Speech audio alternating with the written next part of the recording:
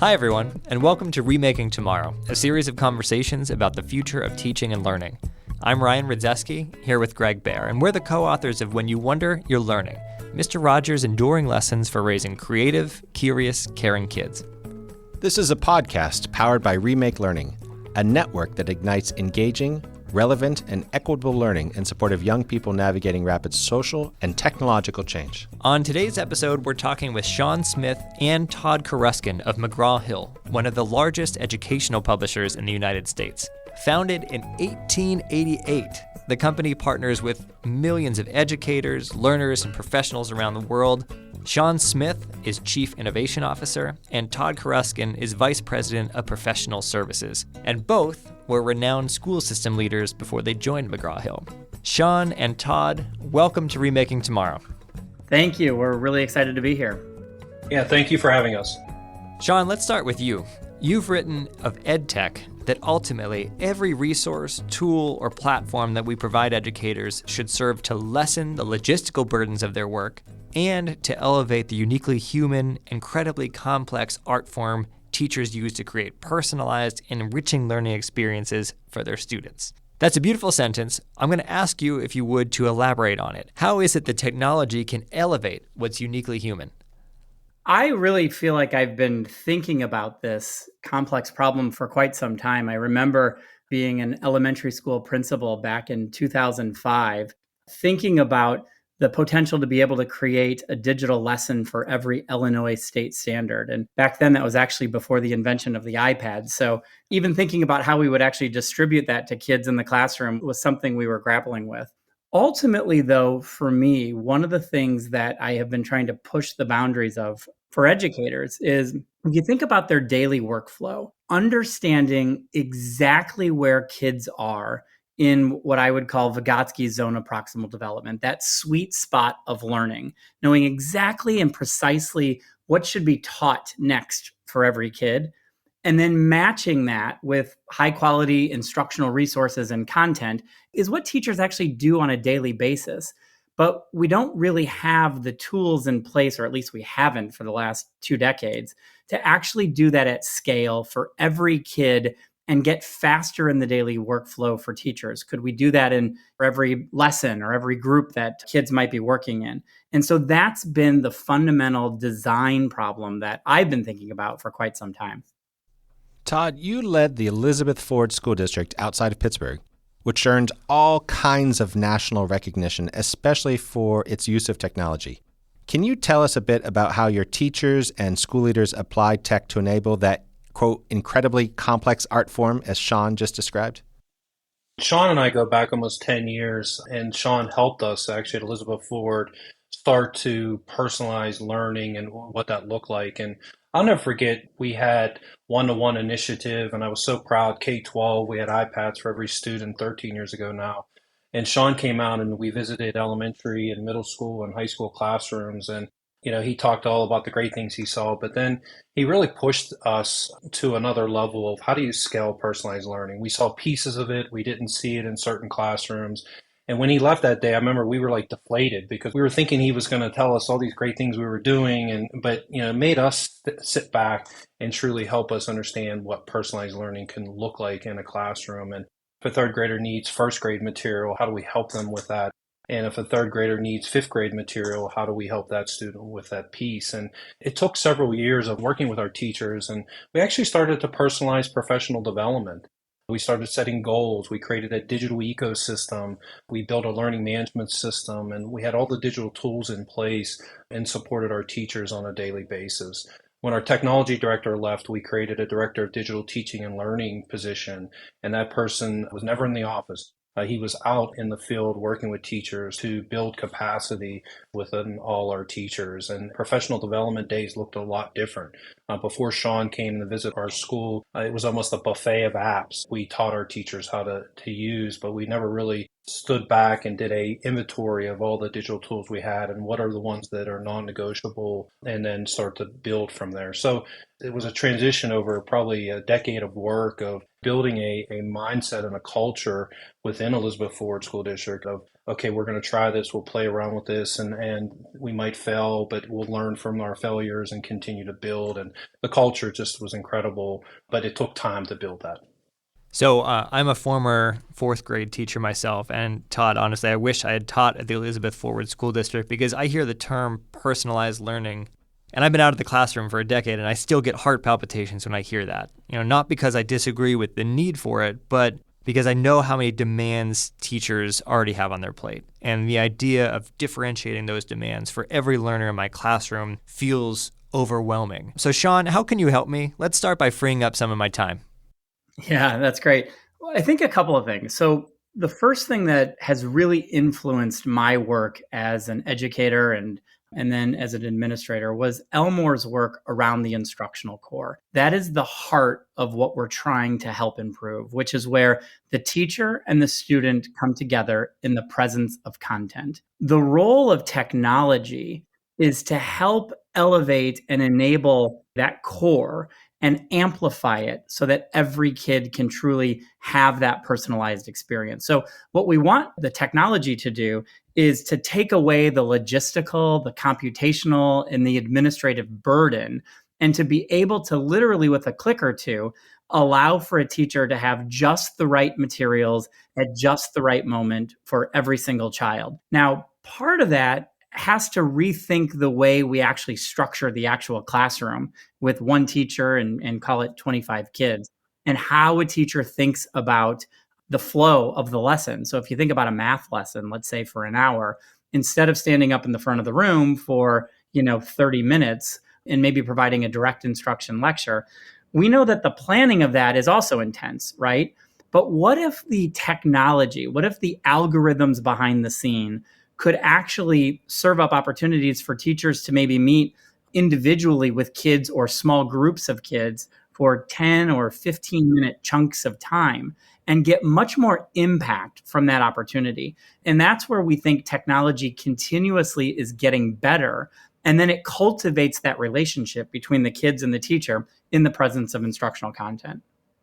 Can I add to Shawn? I'll never forget several years ago, we brought high school teachers down to the elementary to view station rotation and what personalized learning looked like in an elementary classroom. And that teacher, just a couple months after the visit, started to transform her room. She said, I taught for 20 years in front of the room. And finally, now I actually have time to spend with students who are struggling in the foreign language that she was teaching because she had time to be more of a facilitator and walk between groups. We saw a lot of that paradigm shift of teachers understanding what that room can look like. One of the things as a former administrator and then an ed tech entrepreneur, and now here at McGraw Hill, I've had the privilege to walk thousands of classrooms across the United States in probably at least 30 to 40 different states across the country. And one of the things that I'll tell you is if you want to take away all the noise of what you're looking for when you step into a classroom, go right to the instructional task that kids are asked to do. And that will give you incredible amounts of information about the cognitive complexity of the task, about the rigor, about the appropriateness of exactly where the student is in the learning process. And over time, we can support teachers in getting just the right instructional task for every single learner in their classroom more often than they're able to do today without the use of technology. And the ability to have a common language. I mean, this is one thing, if there's district administrators or principals out there that are listening to this podcast, the ability to describe with very specific language that everybody in your building or in your district can articulate and understand the level of the cognitive complexity of the task. And so I'm a big rare book collector. I have a ton of rare books in education, one of which is the original text of Bloom's taxonomy.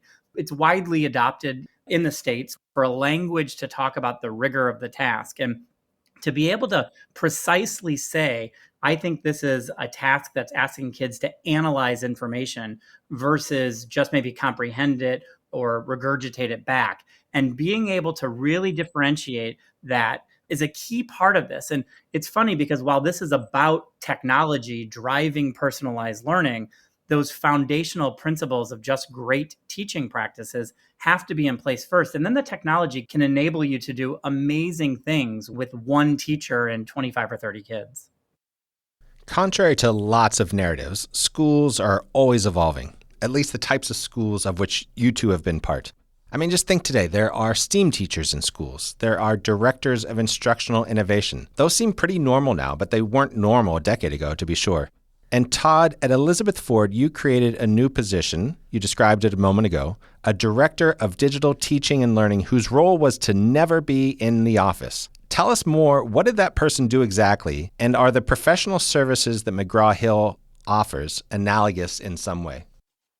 And as we started to look at school districts across the country, Ryan Amparelli from Baltimore County, he had this similar position where you had a director of digital teaching and learning, and you had a director of information technology. Most schools, have a technology director, but we wanted to drill down even further as our director of digital teaching and learning left. And so we created both positions, and the director of information technology was in charge of all the boxes and wires. And he would get upset when I said just the boxes and wires because it's a lot more than just boxes and wires. And then hiring the director of digital teaching and learning, he helped us build out our digital ecosystem, created a inventory of all the digital tools that we had in the district. We looked at reports, administrative reports of who were using what. And we continue to evaluate that right before I left. But the director of digital teaching and learning made sure that we were building capacity within our elementary, middle school, and high school. This is Greg Baer, along with Ryan Ridzeski. We're talking with Shawn Smith and Todd Keruskin of McGraw-Hill. Greg noted just a moment ago that there are some amazing things happening in public schools across the country. And the two of you are in unique positions in that you get to see those things. You get to talk to teachers and work with schools all over the place. I am wondering if each of you might share an example of something you've seen that particularly excites you about the future of teaching and learning. Shawn, let's start with you. There are countless examples of rock star teachers that continue to do the big lift for kids in their classroom. One of the things that gets me really excited is when I have seen real examples where districts have truly focused on building out curricula and kind of the teaching and learning practices around the idea where several subjects or domains kind of come together in a cluster. And I do think that there is a real appetite for, beyond creativity, the ability to help our kids actually think. It's not so much as the bright, shiny object of an actual tech tool or an iPad or personalized device, whatever it may be in the classroom, but it's the districts who have had a relentless focus on kids owning the thinking in the classroom. And I've seen that. And I do think there is a movement where in some ways, we're starting to gain traction where you've got leaders that are focusing less on kind of the drill and skill and more on the heavy thinking that kids should be doing to compete in the 21st century. And Todd, is there something that you've seen that really excites you about the future of teaching and learning? The reason I came to McGraw-Hill is I think about before COVID, very few schools were one-to-one. Very few schools had learning management systems. Greg, we were trying to work through the Pittsburgh Personalized Learning Network and the Pennsylvania Personalized Learning Network with the Chan Zuckerberg Initiative and the Grable Foundation. You think about COVID and you think of a positive, it definitely accelerated the digital ecosystem for school districts across the country. More schools now are one-to-one. More schools have learning management system. More schools have digital tools in place. And I think about post-COVID, how do we, even within McGraw-Hill, how do we support school districts across the country now? I think a lot of school districts threw a lot of digital tools at their teachers, but how do they start to develop a plan moving forward to be able to personalize learning in the classroom and do that through scale? I just got off the phone actually with McKinsey, and they're doing a study right now, and what they're seeing is the partnership with professional development and with companies now are stronger than ever after post-COVID, and that's what the administrators are saying across the country, that they want a stronger relationship and a stronger partnership with different educational companies out there to help them create more of a student-centered classroom. Yeah, and one of the things that I would add to that is as we converge in this rapid proliferation and acceleration of technology, of generative AI, I'll tell you where I actually think the most hidden opportunity is for educational innovation and probably the most challenging. If you want to disrupt the actual classroom, try disrupting the bell schedule in a school.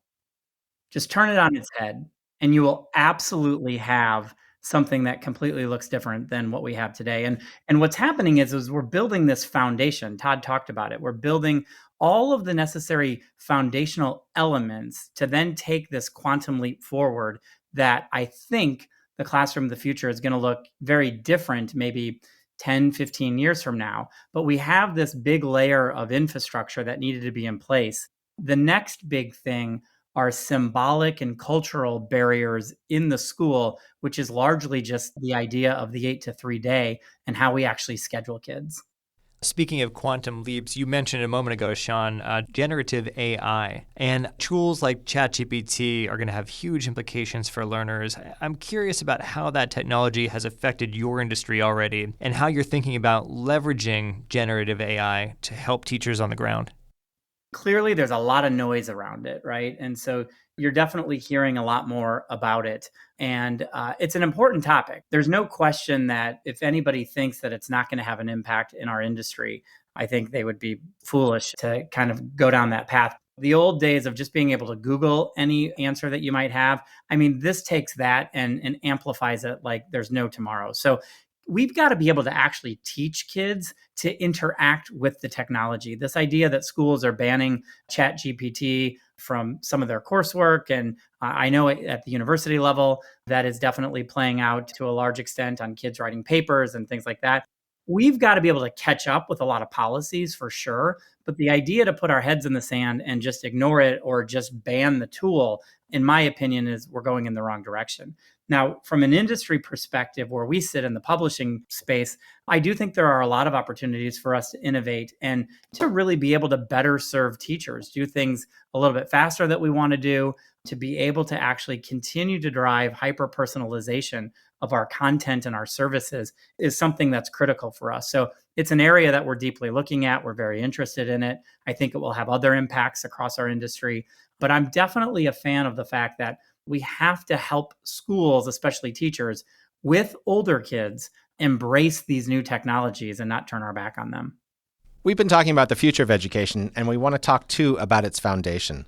Shawn, you mentioned that you're a private book collector, and you own one of the largest private collections of John Dewey's writings in the world. First of all, what? How did this collection get started? What attracted you to Dewey and his philosophies?